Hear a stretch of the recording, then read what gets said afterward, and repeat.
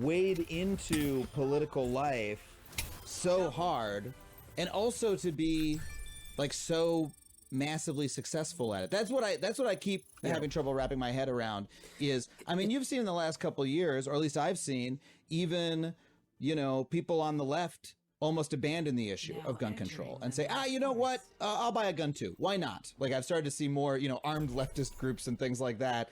And it seems to be almost like a can't beat 'em, join 'em kind of thing. You know, like, it kills a certain number of people every year, but hey, we still got climate change to worry about. So why don't we, like, forget about guns for a little bit? Because it's just, we have lost so thoroughly on it. You know, when you talk to lawmakers and you're like, hey, why are you, like, what is it about the NRA that makes you, I guess for lack of a better word, afraid? What scares you about them? What motivates you to act in alignment with what the NRA wants?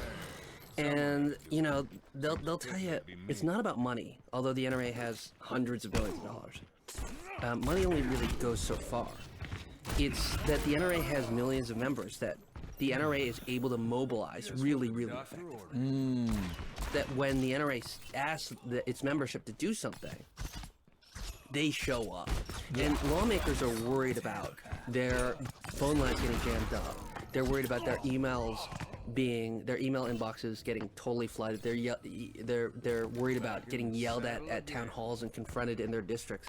And the NRA can pull that off. Yeah. I don't know that there are that many other organizations in America that can pull off at scale that sort of political mobilization. Like the AARP is pretty powerful, but if you cross the AARP, you don't get like 100 old people show up at your next town hall meeting or outside your congressional office banging on the windows. Like, the NRA is like able to, it's seriously organized and able to mobilize people in a really strong, I mean, that sound, what you're describing, this sounds like something that labor unions used to do, for instance.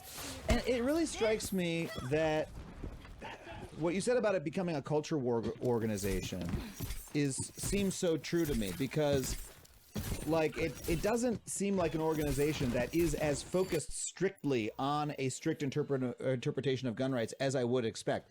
The best example of this is like the killing of Philando Castile, which when you look at, and we did a segment of Adam Ruins Everything about this case, but when you look at the details of that case, this is a person who was killed because he said he said, "Officer, I want to let you know I do have a firearm in the car." He kept his hands on the wheel.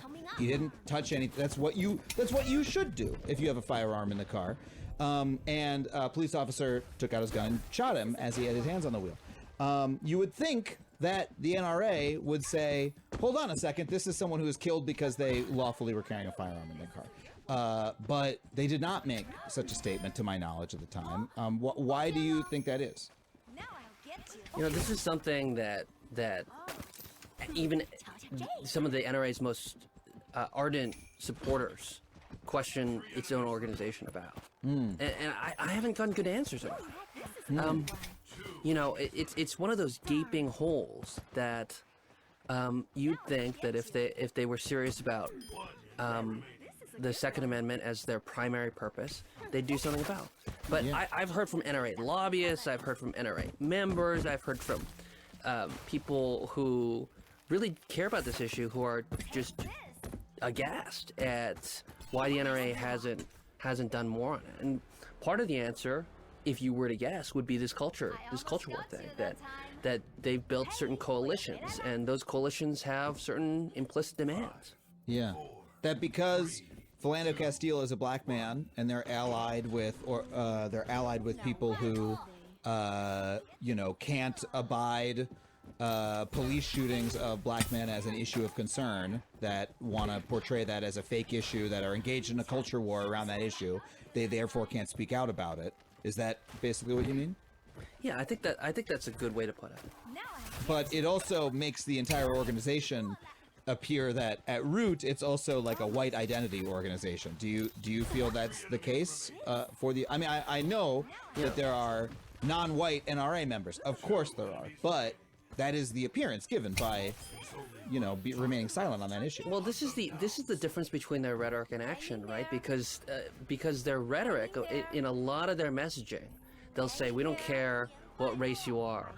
We don't care if you're white or black or whatever else.